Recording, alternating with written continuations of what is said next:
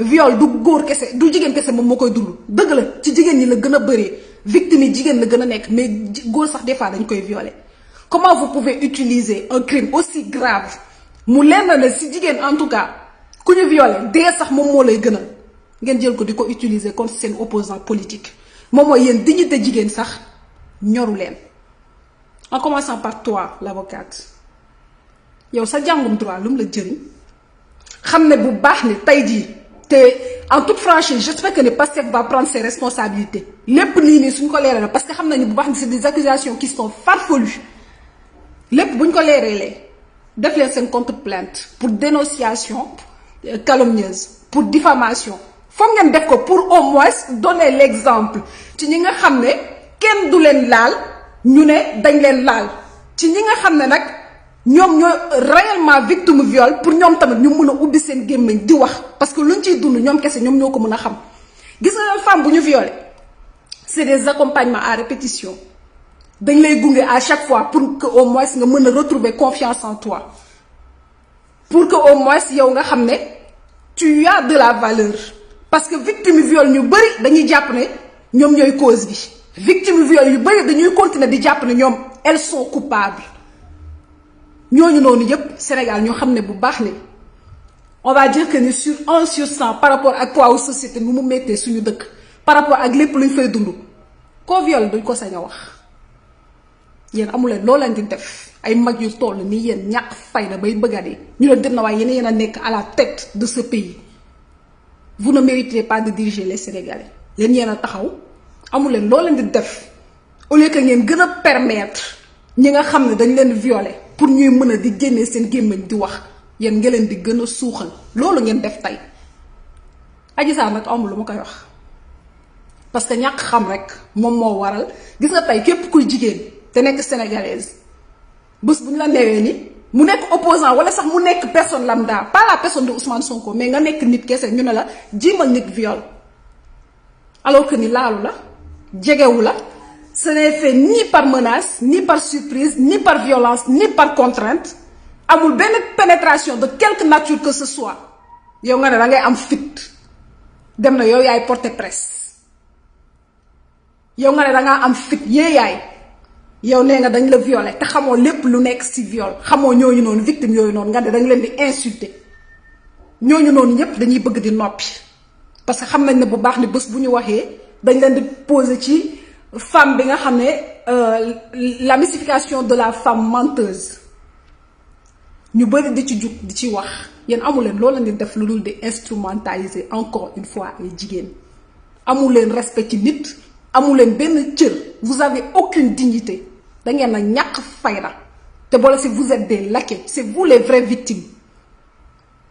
à commencer par l'avocate qui l'a écrit yow ngay jigéen waroon na suturaal jigéen ñi war a xam ne bu baax ne Sénégal tey su fekkee ni yeneen pays yu développé yi waaw boo jël exemple aussi da ngay jël ay exemples yu baax comme par exemple France mi nga xam ne dafay scandaliser politique criminelle bu sévère la teg pour viol yéen Sénégal da ngeen criminaliser viol yàggul 2019 2020 la loo bañ nit ki day ko waxal compétence am xam na bu baax séquelles yi nga xam ne dafa mën a indi mu nekk ci jigéen mu nekk ci góor nag parce que pénétration sexuelle mën na nekk ci personne yu jigéen wala boog mu nekk ci personne nu góor te nag de quelque nature que ce soit mën na nekk pénétration bi nga xam ne moom la ñuy jàpp rek ci sexe mën na nekk tam fellation de par voie buccale moom moo tax moyens yépp ñu ngi koy employer pour mën personnalité bi parce que personnalité bi soo ko nekkee rek dañu naan am nga au moins sax benn daraja pour mën a sonal nit ki ñoom ñu jël ko def ko une affaire sérieuse une affaire personnelle parce que ñu bëri dañuy yàq seen dund te duñu nangoo wax ñuy def seen hashtag yu dul jeex ay science port ay balance ton port hashtag yu dul jeex parce que lan bëgg nañu ñooñu restaurer waat seeni dignité yéen amu leen loo leen di def lu dul jël loolu noonu di ko inventer parce que da ngeen bëgg toroxal seen opposant vous êtes ridicule doo leen dara aujourd'hui léegi lan ngeen bëgg mu nekk ci côté politique mu nekk ci côté politique ou criminel non mais franchement je suis vraiment écœurée par rapport nag sans compter le procureur de la République je veux juste te rappeler que ni droit jàng ko dafa metti 7 ans wala 8 ans nga toog ko ci bàyyi sans compter nag redoubler yi ngay redoubler nga toog ko jàng ko première année lañ lay jàngal droit constitutionnel qu'il y a une séparation de pouvoir entre l'exécutif le judiciaire et le législatif première année lañ la koy jàngal monsieur le procureur et je ne vais sans dire que ni yaa ma ko gën a xam puisque tu as beaucoup plus d'expérience que moi mais su fekkee ne dañ lay jël di la instrumentaliser pour nga nekk au service à la merci du pouvoir exécutif c'est que tu n'as rien compris de tout ce que tu as appris parce que tu es là pour le peuple tu représentes le peuple tu représentes le ministère public kon tey jii Macky Sall su soxlawee peuple bi soxla dangay dem taxawee ci côté peuple bi nga bàyyi Macky Sall ak ay avocat mais doo jël di def son sale boulot saa yum la neexee yow yaa rentre tristement dans l'histoire en fait parce que tey suñu taxaw di wax scandale bu ñëw bokk nga ci scandale bu ñëw bokk nga ci et j'espère vraiment que ni tu ne seras jamais un exemple pour juristes yi nga xam ne ñu ngi nekk UCAD pour juristes yi nga xam ne dañoo nekk ci diaspora pour juristes yi nga xam ne ñu ngi ñaan yàlla suba nekk ay procureur de la République pour pouvoir représenter le ministère public parce que tu n'as pas montré l'exemple te nag xoolal vous ne nous impressionnez pas du tout du ko wax ngeen ne da ngeen di porter plainte ku wax ngeen ne da ngeen def nii da ngeen def naa ci yéen la plainte bi di njëkk commencé te population bi si boppam moom mooy jug contre yéen parce que li nekk seen devoir def leen ko su nit ñi di jéem a nekk intègre am probité ci seeni mission su nit ñi di jéem a xam li nga xam ne loolu moom mooy nañu jàngum droit képp ku si réciter benn mot rek wala ba nga nekk avocat wala ba nga nekk procureur tu te crois intouchable tu n'es pas intouchable te biñ lay jàngal droit c'est pas pour le détourner contre ay ñi nga xam ne ñoom ñoo nekk pouvoir exécutif moom mooy ni lépp li ngeen jàng soit lu ci bëri ak tamit ñu ci bëri xam nañ ko de soo nekkee classe moom di tricher soo nekkee classe di réciter soo nekkee classe lépp lu la ñor moom mooy l'appât d'un gain loolu kese moom moo la ñor benn instant même soo demee ba toog sax yow soo taxawee taxaw ci glace malgré pouvoir bi nga am di nga xam ne du lii lañ la jàngal du lii lañ la sant du lii itamit moom moo tax ñu teg la fa mu nekk avocat bi mu nekk procureur bi avocat bi nag moom franchement duma ne sax tu as baissé dans mon estime parce que tu n'as jamais eu d'estime te xamuma la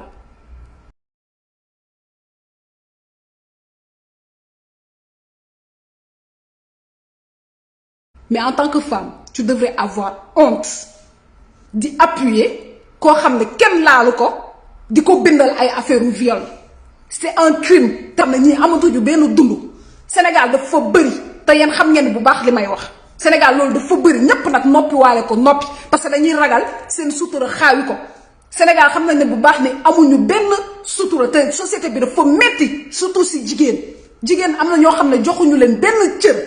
yéen lu toll ni loolu viol ngeen jël di ko jox benn xale bu 20 ans koo xam ne elle a rien dans la tête elle comprend pas du tout la conscience et l'inconscience de ses actes xamu ci dara ngeen jël utiliser ko pour mu insulter waat les victimes celles qui sont réellement des victimes parce que waaw am na si biir dëkk bi ñoo xam ne dañuy toog seen xol di jeex saa su nekk dara gënul métti nga yor sa intégrité physique nga yor sa xol nga yor sa yaram ñu jël di ko utiliser comme si tu étais un objet sexuel yéen ngeen jël ko di ko utiliser loolu contre votre opposant su fekkee ne vous êtes des incompétents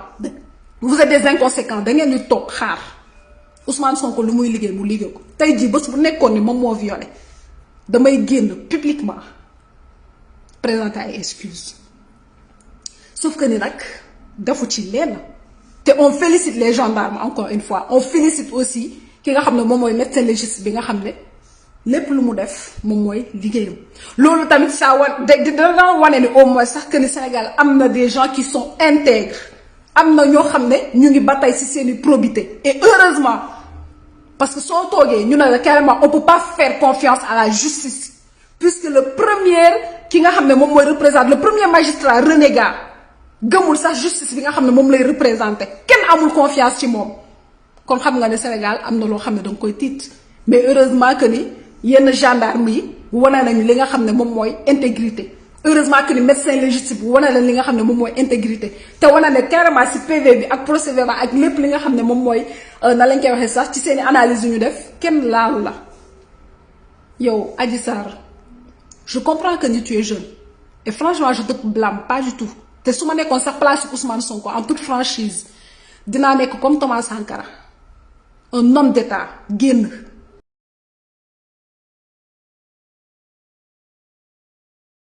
ne la carrément je te pardonne parce que je sais que tu es une victime te bés bu ma faloo dinaa def de telle sorte femmes yi nga xam ne ñoom ñoo nekk ci sa place parce que dafa bëri Sénégal ñi nga xam ne dañ leen di utiliser pour ay xaalis pour ay miettes parce que xamuñu fu ñuy teg seen tànk dinaa def de telle sorte que ni ñooñu noonu ñëpp dinaa def de telle sorte seen ñu restaurer seeni dignité su ma nekkoon Ousmane Sonko noonu laay génnee wax en tout cas su ma bokkoon ci chargé de communication parce que loolu dina permettre ñu bañ ko di ko saaga saay su nekk parce que ñu ñuy utiliser ci dëkk bi dafa bëri dina permettre au moins sax mu redonner aussi redoser blason parce que ñoom lu ñu bëggoon xam nañ na viol amul mais lu ñu bëggoon moom mooy def de telle sorte que ni Sénégalais yi mën a toog réfléchir di naan def na ko wala defu ko parce que c'est une atteinte à l'honneur et à la considération de sa personne te encore une fois j'espère que le Pastef vous allez plus donner le bâton pour vous battre ak tamit pour diffamation parce que lu mu bon on a porté atteinte à son honneur et aussi à sa considération surtout nag à son honneur parce que tey ku ñu ne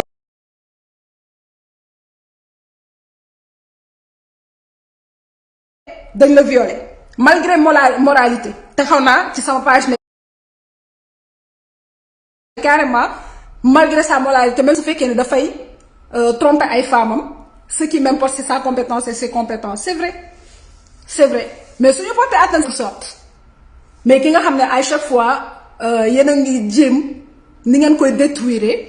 franchement vous avez vraiment pas du tout honte et le viol de l'imaginaire c'est vous qui êtes au gouvernement yéen yéen a ko nekk di ko def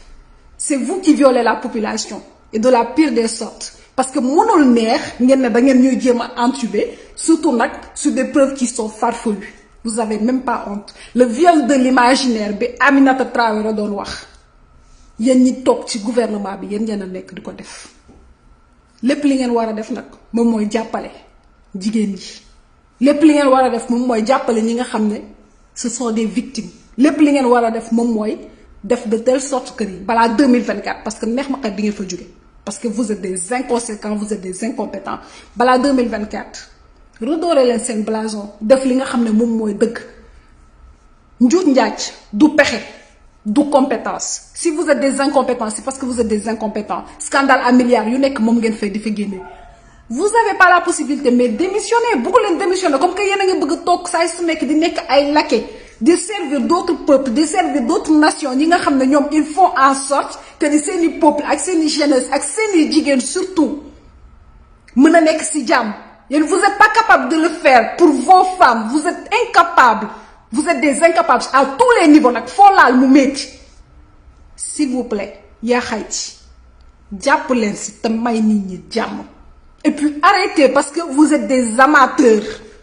même soo leen demoon sax ba di accuser nit jëm leen ko accuser de la façon la plus digne nit mënul ñu la violer en tout cas ci témoignage yi may kii ak ñi ngay liggéeyal mënuñu la violer nga ne ki ngay nekkal ki ngay maaseel génnal xajal ma ak sama violeur gis nga jigéen buñ ko violer du bëgg lu dul rey violeur am wala boog su fu nga ko gis dafay traumatiser dafay tiit parce que dafay naan carrément kii dafa yàq sama àdduna malgré que nga xam góor nga nekk nit ku vierge peu importe suñ la violé sa violeur sax dootoo ko bëggati gis dootoo ko sax bëggati teg bët kon nag arrêtez à un moment vous insultez les victimes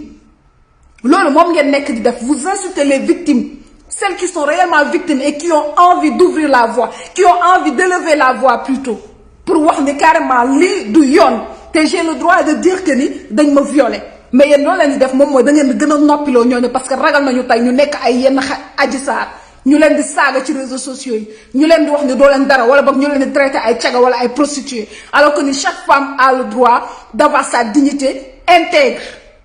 jigéen bu nekk am na droit dund nu mu ko neexee de façon libre sans pour autant que ñu leen di def yenn remarques sexistes yi yéen nag vous avez rien à faire que d'y encourager la culture du viol honte à vous.